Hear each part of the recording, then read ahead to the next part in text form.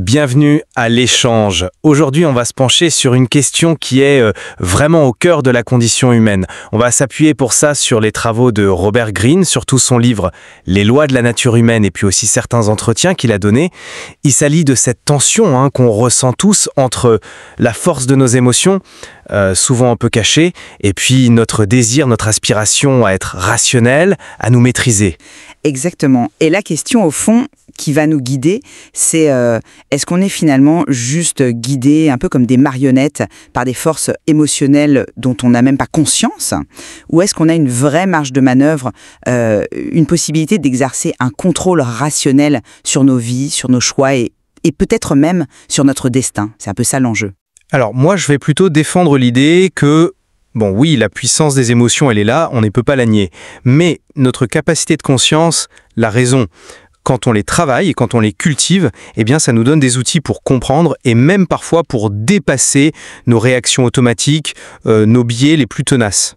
Et de mon côté, je vais plutôt argumenter que notre nature profonde, elle est tellement façonnée par ces émotions, par ces vieilles structures de notre cerveau, que la rationalité, oui, on peut y accéder par moments, d'accord, mais ça reste une couche assez fine, quoi. C'est une bataille difficile, souvent limitée, et elle a du mal à contenir les courants de fond qui sont, à mon avis, bien plus puissants. Ce qui me fait pencher, moi, pour la capacité à la rationalité, c'est d'abord cette faculté qu'on a, qui est assez unique, de conscience de soi. Et Greene, il ne fait pas que le dire, il propose des pistes concrètes pour la développer. Il insiste beaucoup sur le fait de reconnaître nos propres biais, vous savez, ces sortes de lunettes déformantes avec lesquelles on perçoit le monde, d'arriver à identifier ce qui, chez nous, déclenche les réactions émotionnelles fortes, apprendre à faire une pause, avant de réagir sous le coup de l'émotion, et puis de chercher cet équilibre, qui est délicat, entre la pensée et le ressenti.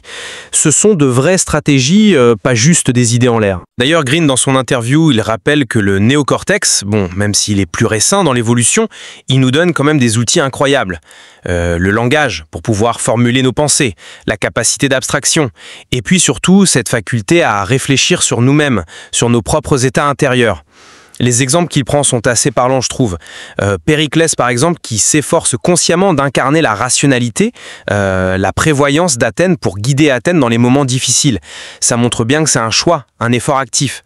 Ou même Tchekhov qui, face à un passé compliqué, choisit de ne pas s'enfermer dans une position de victime, mais qui arrive à transformer cette expérience par une attitude délibérément positive, en trouvant une forme de liberté dans son écriture, dans sa compassion. Greene va même jusqu'à parler de l'empathie comme d'une compétence qui se travaille. Le jeu de compétences empathiques, ça suggère qu'on peut apprendre à dépasser notre égocentrisme de base. Comme il le dit lui-même, la rationalité, c'est un pouvoir que nous acquérons grâce à de grands efforts. C'est pas donné, mais c'est possible. Je comprends bien cette lecture, oui, qui met en avant le potentiel humain. Mais ma perspective, elle est quand même assez différente. Parce que ces fameux outils du néocortex dont vous parlez, Greene lui-même, il souligne à quel point ils sont récents et, disons-le clairement, souvent ils sont complètement dépassés par la puissance des parties plus anciennes de notre cerveau. Le système limbique, le cerveau reptilien, ces centres qui gèrent nos émotions les plus primaires, notre instinct de survie, eh bien, ils fonctionnent largement en pilote automatique, quoi. Ça échappe souvent à notre contrôle conscient. Greene décrit très bien cette espèce de déconnexion structurelle entre les deux. Nos réactions les plus fortes, celles qui vont vraiment influencer nos grands choix de vie, elles prennent souvent racine dans des émotions très très anciennes, parfois liées directement à l'enfance. L'exemple de Howardius Junard. Greene détaille comment une mère hyper anxieuse et un père assez distant ont forgé chez lui une personnalité marquée par une méfiance terrible, un besoin de contrôle obsessionnel. Ça montre bien à quel point ces empreintes sont tenaces. Greene parle même de sa propre expérience. Quand il analyse son besoin de plaire, qu'il y ait hérité de sa relation avec sa mère, c'est bien la preuve de l'impact durable de ces dynamiques précoces. Ou pensez aussi aux peurs irrationnelles, comme cette claustrophobie qu'il raconte avoir développée après un incident traumatisant. La raison, elle peut expliquer d'où ça vient, d'accord, mais elle a un mal fou à déraciner la réaction émotionnelle brute, la panique. Et puis nos tentatives pour mettre des mots sur ce qu'on ressent, souvent, comme le suggère Greene, ce sont juste des rationalisations après coup, des histoires qu'on se raconte pour donner du sens. Les mots, ils glissent sur la complexité, sur l'intensité réelle de l'émotion. Et il y a aussi notre incroyable sensibilité à l'influence du groupe, la loi de la conformité. Cette tendance qu'on a tous à se fondre dans la masse, elle est extrêmement puissante. L'exemple terrible de la révolution culturelle en Chine, où des gens ordinaires deviennent des bourreaux sous la pression du groupe, ou même les phénomènes de panique collective, que ce soit les paniques financières, comme le crash de 2008, ou les paniques sanitaires, comme la peur liée au coronavirus qu'il évoque, tout ça, ça montre bien la fragilité de notre jugement individuel dès qu'on est pris dans l'émotion du groupe. Et les schémas de comportement, ils ont la vie dure. Green le résume très bien. Les gens ne font jamais quelque chose juste une fois. Notre nature émotionnelle, elle me semble quand même être le courant dominant, oui. Vous soulevez un point important avec la ténacité des schémas, c'est vrai. Pourtant, l'exemple même de Green qui analyse son propre besoin de plaire, que vous avez mentionné, on peut aussi le voir comme la preuve que l'auto-analyse, elle n'est pas inutile. C'est précisément parce qu'il en prend conscience qu'il peut commencer à s'en détacher un peu. C'est tout le principe de la stratégie « examiner les émotions » qu'il propose. Même si les racines sont profondes, le simple fait de les identifier consciemment, ça nous donne un peu de prise. Il ne s'agit pas d'éliminer l'émotion, ce serait illusoire, même pas souhaitable, mais plutôt d'arriver à cette compréhension claire de pourquoi nous ressentons ce que nous ressentons, pour reprendre ses propres mots. Cette lucidité, même si elle est partielle, c'est le point de départ pour pouvoir choisir une réponse un peu plus réfléchie, moins automatique. C'est un premier pas vers plus de liberté intérieure, en quelque sorte. J'ai quand même du mal à adhérer complètement à cette idée d'une compréhension claire, si facilement accessible. Cet argument, il ne me convainc pas tout à fait. Parce que cette clarté, j'ai l'impression que c'est souvent une construction de notre esprit rationnel. Oui, une tentative de mettre un peu d'ordre dans un chaos émotionnel qu'il ne maîtrise pas vraiment en fait. Les vraies racines, comme le suggère un peu la perspective neuroscientifique que Green aborde aussi, elles peuvent être enfouies très très profondément, inaccessibles à notre introspection consciente. Et puis il y a le problème des biais. Comment on peut être sûr de l'objectivité de notre propre analyse ? Green lui-même nous met en garde. Il dit qu'une mentalité de victime entrave la réflexion personnelle. Si on est submergé par l'émotion même qu'on essaie d'analyser, la colère, la peur, l'envie, est-ce que notre analyse ne va pas être inévitablement colorée par cette même émotion ? Cette déconnexion structurelle entre les différentes parties du cerveau, ça rend l'exercice d'une auto-analyse purement rationnelle extrêmement difficile, je pense, voire même un peu illusoire.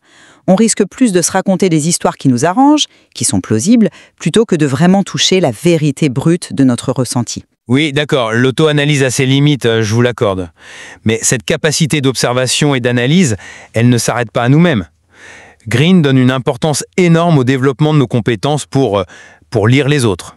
Il prend l'exemple fascinant de Milton Erickson, ce thérapeute qui, après avoir été paralysé, a développé une acuité incroyable pour décoder les signaux non-verbaux, ce que Green appelle la seconde langue. L'idée, c'est qu'en apprenant à voir à travers les masques des gens, en étant plus attentif aux micro-expressions, aux changements de ton de voix, à la posture, on peut percevoir ce qui se passe vraiment derrière la façade sociale. Et cette compétence, elle permettrait alors d'interagir de façon plus lucide, plus stratégique peut-être, mais surtout plus rationnelle, parce que moins basée sur nos propres projections ou sur des interprétations trop rapides. On gère mieux les impressions, celles qu'on donne et celles qu'on reçoit. L'argument est séduisant, c'est vrai, cette idée d'une lecture affûtée des autres. Mais est-ce qu'il n'oublie pas un peu la difficulté fondamentale de l'exercice ? Green lui-même nous rappelle ce vieil adage « Les gens sont comme la lune, ils ne vous montrent qu'un de leur côté ». Et il insiste aussi sur le fait qu'on est tous des acteurs, consciemment ou pas, dans ce grand théâtre social. C'est sa loi du jeu de rôle. Donc, décrypter ces masques, c'est un art vraiment complexe. D'autant plus que notre propre lecture, elle est elle-même filtrée par nos propres émotions, nos attentes, nos préjugés. Prenez l'envie, par exemple.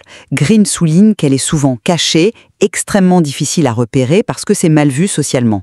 Donc, même avec la meilleure volonté d'observation du monde, on risque toujours de projeter nos propres sentiments ou d'interpréter les signaux à travers le prisme de notre propre état émotionnel du moment. Cette lecture des autres, même si on l'affine, ça reste donc une interprétation, jamais une science exacte, et toujours susceptible d'être faussée par notre propre subjectivité.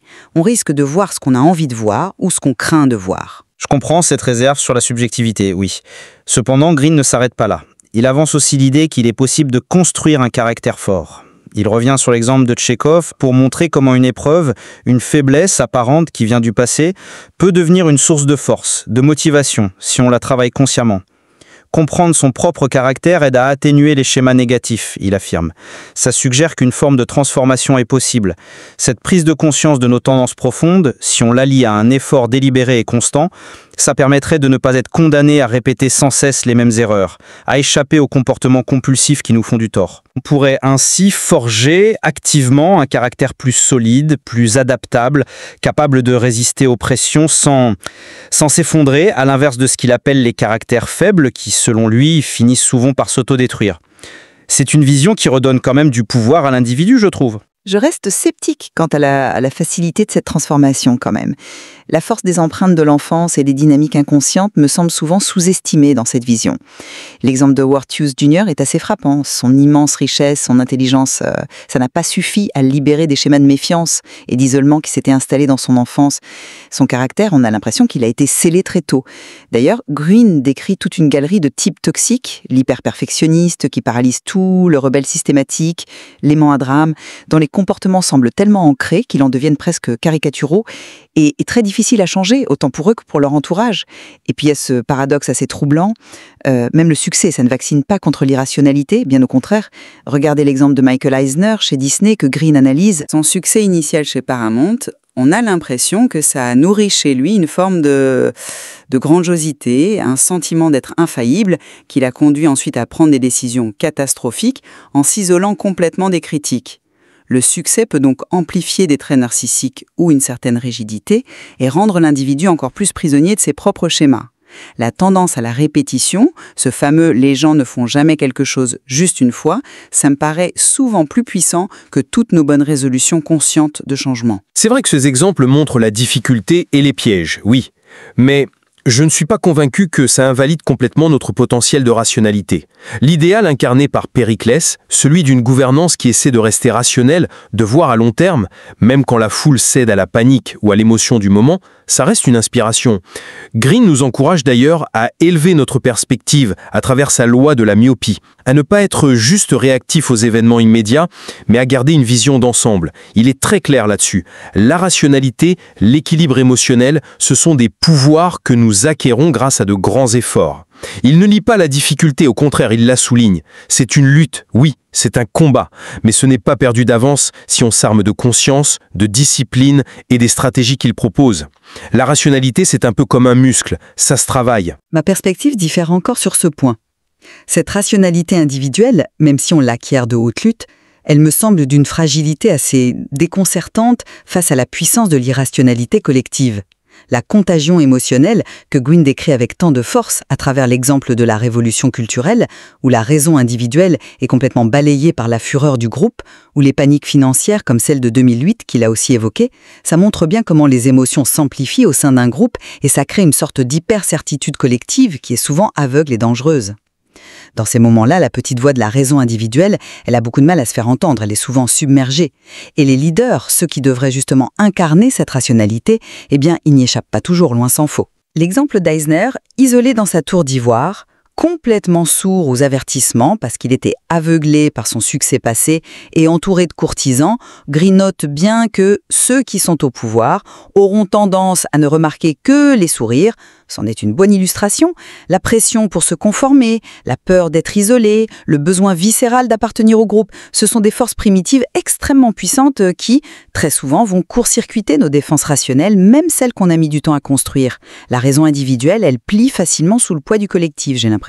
Bon, pour résumer ma position, tout en reconnaissant, oui, sans réserve, la force de ces courants émotionnels, de ces schémas inconscients que Robert Greene met si bien en lumière, je persiste à croire que la nature humaine, elle ne se réduit pas qu'à ça. On a cette capacité unique de réflexion, d'auto-observation, de prise de conscience.